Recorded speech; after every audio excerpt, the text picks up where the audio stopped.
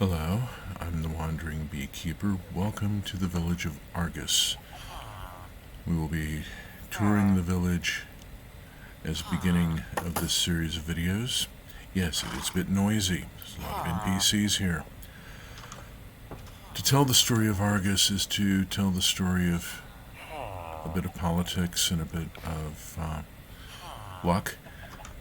I had been somewhat dismayed by the imperialism and colonialism inherent in the game mechanics of Minecraft, and had started this world with an intent to play it more cooperatively somehow, even though it's a solo player.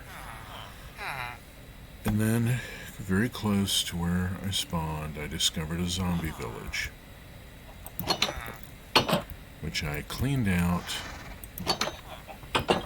and rehabbed and repopulated and created the Argus Cooperative. Welcome, I am the keeper. This is my cottage. Yes, we did see a couple of interesting things in there. There was an ender chest. There are a number of NPCs here, and they are very busy people. Let's start over here in the crafting area. This is the textile hall, as is obvious by the banners of every possible color out front. Crafting Annex, dyes and textiles. There's a loom, therefore there is a shepherd somewhere around here. I think we just passed him. Dyes. Crafting table. Wool. Glass and concrete. Over here we have terracotta. Out here, oh, hello. We have the furnace where all of that was fired. There is a stone cutter. This is a toolsmith. Part of the garden back here. One of the things that I did was to put a fence all the way around the perimeter of the village. And then I planted sweet berries around, just outside. So hostile mobs showing up find a very thorny welcome. This has proven quite effective. It's also lit thoroughly. We are hitting sundown. Here you see the 2 bamboo. I adopted this as a sort of standard tool for in this as of this world. Let's come around and oh yes, there's all sorts of interesting things going on with railways and such, but we'll get to those. Let's look at the crafting hall. This is where I did all the crafting for this initially. There's why we have a toolsmith. Of course, I have to have the ender box. Furnace, blast furnace, crafting table. I did this. I moved into this village, rehabbed it, got all the cobwebs removed and holes plugged and so forth.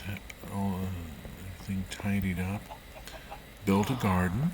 We have a lovely garden here. There is an NPC farmer who sees to this now. I've long since given up any semblance of interest in it. We'll go down there later. Here we have the chickens. Plentiful supply of eggs is needed. Yes, I did bring up a couple of Shermlights from the nether, but here it's for effect.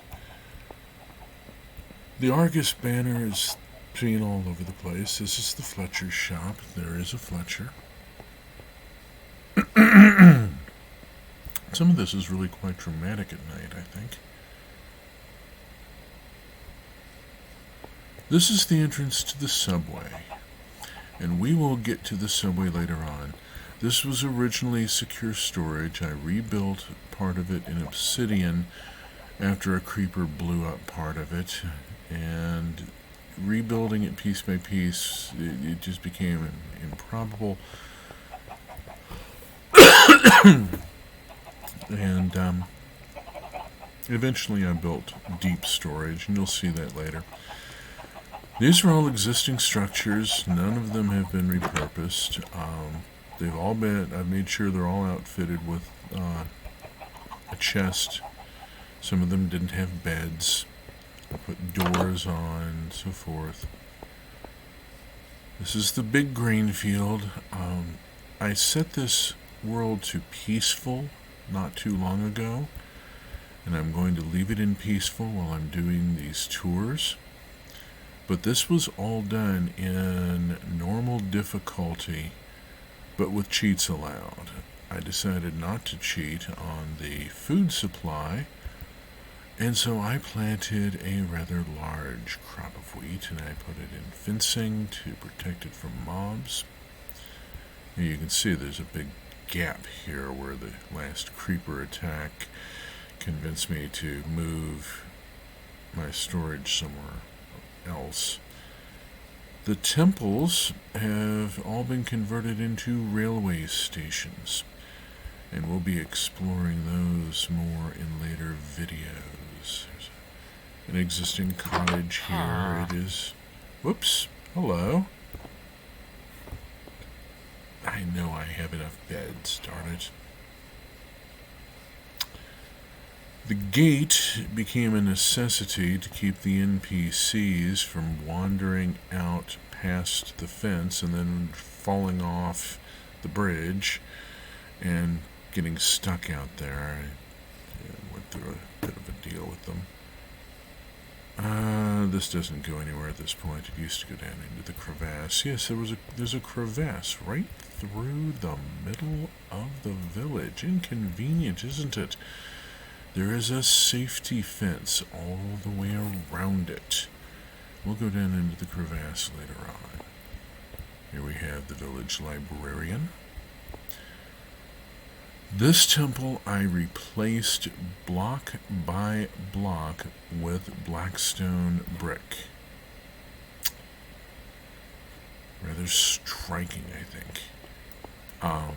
The blocks are removed here so that I can get out if I fall in, which happened more than once. It's a bit of a thing. So yes, a lot of work put in tidying the place up, putting in proper paving in some places. I went through. I replaced all the dirt paths with cobblestone. We have a large herd of cattle,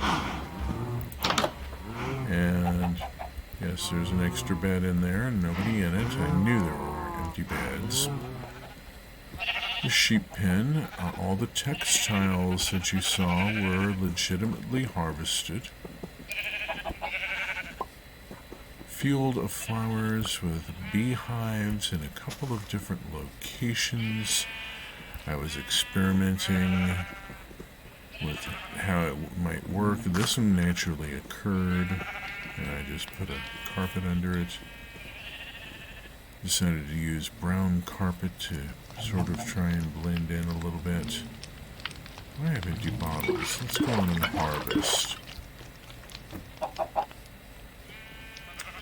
I've tried to give the bees a variety of flowers to choose from. Yeah, there's a green carpet on that one. Cope. Here we can get a good look at the perimeter fence with a couple of stuck bees. That's unfortunate. Let us... Alright, I'm going to chop that and let the bee loose. And where did the piece of fence go? There it is. Let's fix this. And we have a stuck bee over here.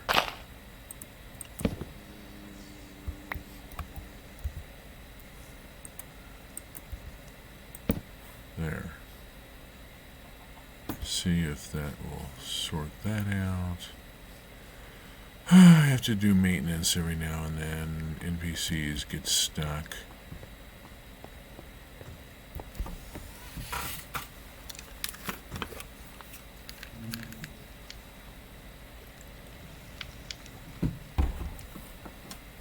Not all of the iron golems here were summoned by the villagers. Ah, yes, there are 2 extra bunks here in the...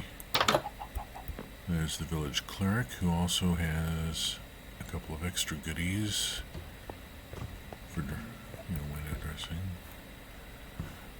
And a couple of the iron golems around here were summoned by the villagers. Maybe seeing a few of them, like this guy who's been thumping around making all that noise. The village tannery, there are a couple of leather workers. Which brings us back to dough. Let us go have a look at a couple more things here. We're going to go down into the ravine. For safety, I moved a few things down here. I put a couple of things down here, also to have them out of the way. The Department of Alchemy and Enchantment, danger authorized, personnel only. And don't find villagers down here, they just don't path down here. And here we have the Ender Chest with an assortment of equipment, things that I might need in the field. Again, bearing in mind, this was done in survival mode, normal difficulty. So yes, I did wear out armor and did need replacements. Did a lot of brewing. Quite a bit of enchanting as well. Find things here and here, various things that I've stockpiled. Let us go further down and see the item sorter, the deep storage facility. This is the first item sorter that I've ever built. The design is kind of shoehorned a bit to fit the room. The room was carved out with some expectations, not all of which were met.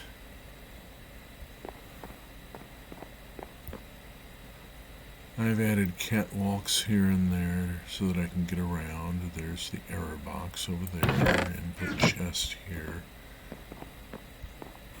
Let's see, I should be able to go this way and this way and over here to get to errors and overflow. As we can see, I still have a few silos that aren't programmed yet. Most of it is. This is a highly populated item sorter.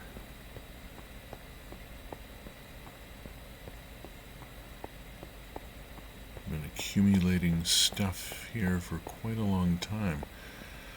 There's some other facilities around the back. Auto furnaces, yes. Turning cobblestone into stone because I have so much cobblestone. I didn't know what else to do with it. So I have these auto furnaces. Now they have smaller chests, but I'm using coal block and continuous throughput. So the coal block is actually efficient with the continuous throughput, and I need a smaller fuel chest. Allows it to fit in a little bit less depth. The first two auto furnaces, that one doing smooth stone, and this one currently doing brick, apparently. Yeah. Alright. Over here, the work area, I've spent a very lot of time here. Well, yeah, all this that I've gathered. Let's go on and pull that.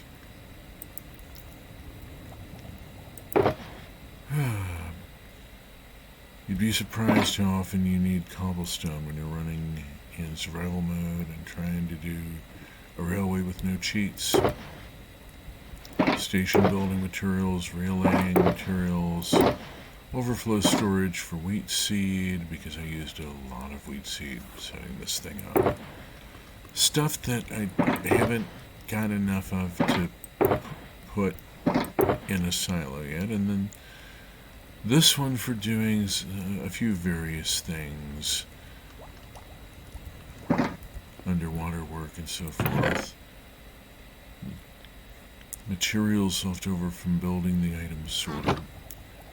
This was the work corner when this was being built. And then things that don't get into the item sorter, the unique items.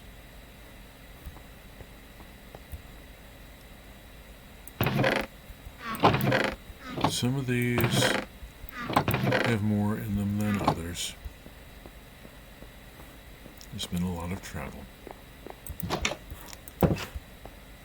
Now we're going to look down here briefly, but we're not going to go down this way, all the way, because down there behind the black and yellow safety border is a hallway with wards inlaid into the floor and lighting in the walls and some very special effects. And then another set of double doors, and then the nether portal. And we will leave the exploration of the nether to another video. We have seen what there is to see of the village of Argus proper.